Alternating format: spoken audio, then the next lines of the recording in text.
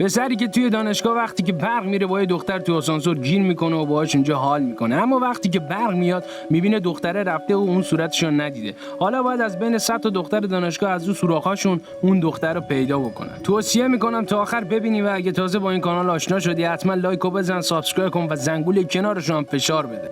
یه شب متیو بعد از یه پارتی که تو خوابگاه دخترا بود سوار آسانسور میشه، اما این خرشانس همین که دکمه آسانسور رو میزنه برقا میره و با یه دختر اونجا تنها میشه و این فرصت رو پیدا میکنه که دستگاهش رو تا صبح تو این دختر فرو کنه، حسابی کلوچه‌شو بچلونه. صبح که میشه برقا میاد و اون دختر از قبل رفت و صورتشو نتونسته ببینه. پس متیو مصمم میشه، میگه این بهترین سوراخی بود که زدم زمین، باید پیداش کنم. متیو به دوستش راد میگه که از اول عمرم تا حالا همچین کلوچه نرم و آبداری ندیده بودم. بعد هم شورت دخترا رو که تو آسانسور جا مونده بود رو در میاره و نشون دوستش راد میده. این دو با هم نقشه میکشن تا دوباره متیو رو بفرستن تو خوابگاه دخترا. بعد یه کوله پشتی پر از موشو میندازن تو خوابگاه دخترا تا متیو بتونه برای کمک کردن و گرفتن موشا وارد خوابگاه بشه. این بزرگوار میره تو اتاق دخترای مختلف و سعی میکنه ست شورت و کورسداشون رو بررسی کنه تا بتونه شورت کورسد اون دختر مرموز رو پیدا بکنه. هر چی میگرده هیچی پیدا نمیکنه و ناامید میشه و داره از خوابگاه میاد بیرون که میبینه توی اتاق یه پسر به اسم کریگ میخواد با یه دختر به اسم پتی به زور رابطه داشته باشه. اون میره تو اتاق و سر کریگ داد میزنه. سینه‌های کریگ رو تو دستش میگیره و بشکون میگیره و کریگ هم متیو رو بشکون میگیره. بعدش این عزیز دلم پتی میاد سراغ متیو. اول میره سراغ سینه‌هاش که قرمز شدن اونها رو یه مقدار میماله. بعد میاد سراغ اون پایین ماینه و به متیو میگه بیا با هم حال کنیم، یه ذره راز بقا کار بکنیم. که متیو بلند میشه یه حماسه خلق میکنه، میگه من به تو علاقه ندارم و میر. متیو با این کار کفران نعمت میکنه. در جریانی که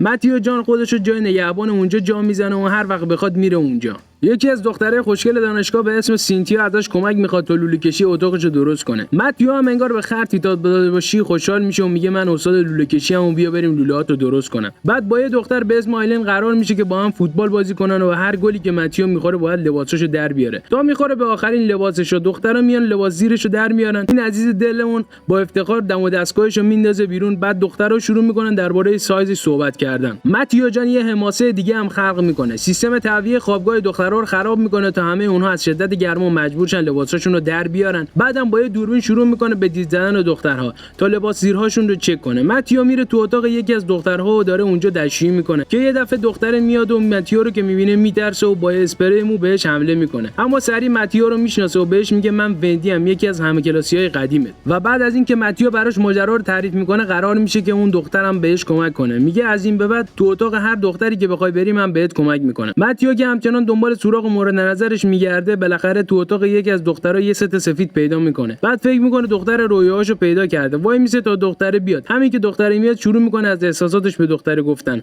اما متوجه میشه دختره کرولاله و اصلا اشتباه گرفتتش. اون ناامید نمیشه، میره تو روزنامه دانشگاه یه آگهی چاپ میکنه که من هر پنجشنبه داخل زیرزمین دانشگاه منتظر این دختر هستم. متیو جان چند هفته دست به خیار و دست به تونبون تا تاریکی زیرزمین میشینه اما هیچ خبری نمیشه. بالاخره وندی همون دوستش دختره میاد و بهش میگه بیا بریم تو اتاق من یه چیزی بخوریم. بعد از شام وندی هم یه ست لباس زیر براش میاره و یه کلاگیس و بهش میگه اینا رو بپوش و وانمود کن یه دختر به نام فرانچسکایی و با هم دیگه میریم تو اتاق دخترهای مختلف. تو از زیر زبونشون بکشیم کدومشون اون کلوچه نرم و آبداری که تو میگی بودن. اما دخترها میگن ما هیچ کدوم اون شب تو آسانسور نبودیم. پس وندی به متیو پیشنهاد میده که باید با دخترها بیشتر حرف بزنی و دخترها رو بشناسی تا متوجه بشی کدومشون اون دختره بوده. متیو شروع میکنه با دخترای دانشگاه حرف زدن و باهاشون صمیمی شدن و دونه دونهشون رو امتحان میکنه و با یکی از دخترها به اسم دورا که یه دختر خیلی تنهاست و هیچکس باهاش کاری نداره فقط به خاطر اینکه بهش ترحم میکنه شروع میکنه به حرف زدن. فردا آیلین دوباره به متیو پیشنهاد میده که با هم فوتبال بازی کنن، ولی این دفعه متیو هست که گل میزنه و برنده میشه. و آیلین لباساشو در آورده و فقط به لباس زیراش رسیده. اما آیلین جرزنی میکنه و متیو رو متهم به تقلب میکنه و میگه من بقیه لباسامو در نمیارم و از اونجا میذاره و میره. متیو اون دختره کم حرف به اسم دورا رو میبینه که اومده روی پشت بوم خوابگاه و با عجله سعی میکنه بره پیشش روی پشت بوم و تورا به یک کاناپه برخورد میکنه و کاناپه اتفاقی میفته روی این جیگر همین دختر سینتیا. دورا میگه که من میدونم هیچکس منو دوست نداره و هیچکس هیچ وقت به من علاقه‌مند نمیشه، اما متیو کلی باهاش حرف میزنه و آرومش میکنه و با هم میرن به اتاق و اونجا تا صبح با هم کتاب میخونن. یعنی واقعا با هم کتاب میخونن. حداقل میشستین کتاب تنظیم خانواده میخوندین. فرداش پتی همون دختری که اول فیلم میخواست با متیو بخوابه اما متیو بهش گفت بهت علاقه ندارم،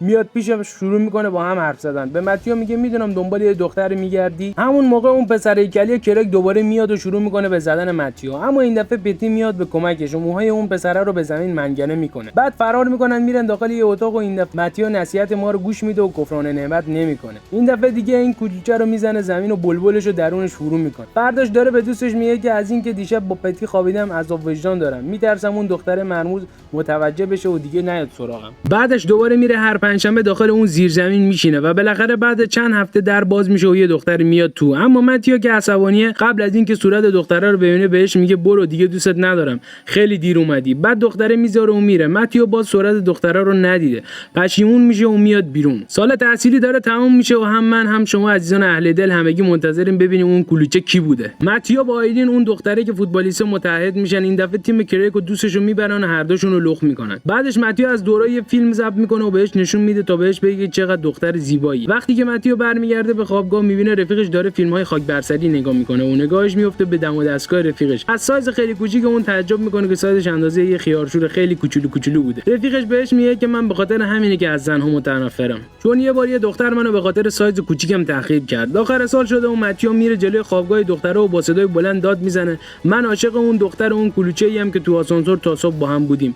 کی اون دختر است؟ که همه دخترها پنجره رو میدن بالا و میگن ما همون کلوچه ایم، اما فقط یه دختر که در اتاقش باز نمیکنه. پس متیو فکر میکنه که این باید همون باشه، با عجله میره همونجا. میبینه که اتاق پتیه. بعد بهش میگه که من فهمیدم تو همون دختری تو آسانسوری که من عاشقتم، درو باز کن. اما پتی میگه که من اون دختر تو آسانسور نیستم، من دوستت دارم و هر کاری کردم تا تو عاشقم بشی، اما تو هنوز عاشق همون دختری هستی که تو آسانسور دیدی. متیو با اینکه هنوز پتی رو دوست داره ولی به خاطر همون دختر آسانسوری ولش میکنه و میره. بعد از اون وندی به متیو میگه که هیچ علاقه‌ای به پسرا نداره و عاشق دختراست و عاشق اون دختر فوتبالیست آیلین هست. بنابراین متیو شرایطی رو فراهم میکنه تا این دو تا دختر به هم برسن و بعد از اون هم دوستش راد رو با اون دختره وقتی که تو آسانسور هست یه دفعه برق قطع میکنه تا این دوتا هم تو آسانسور یه شب تا صبح با هم باشن. اون احساس میکنه هیچ وقت نمیتونه اون دختر تو آسانسوری رو پیدا بکنه. بنابراین میره سراغ پتی و مثل اینکه داره یه هدیه رو باز میکنه اونو کامل لاشو باز میکنه، یعنی چیزش میکنه بله دی، و میگه این کلوچه شاید به آبداری اون کلوچه توی آسانسور نبوده باشه، اما بازم هر چی نباشه نقد بهتر از نسی است. مرسی که تا انتها همراه هم بودین. اگه از این سبک ویدیو خوشتون میاد لایک کن، کانال رو سابسکرایب کن، اون زنگوله کنارش رو هم بزن تا یه ویدیوی بعد. تنتون سلامت.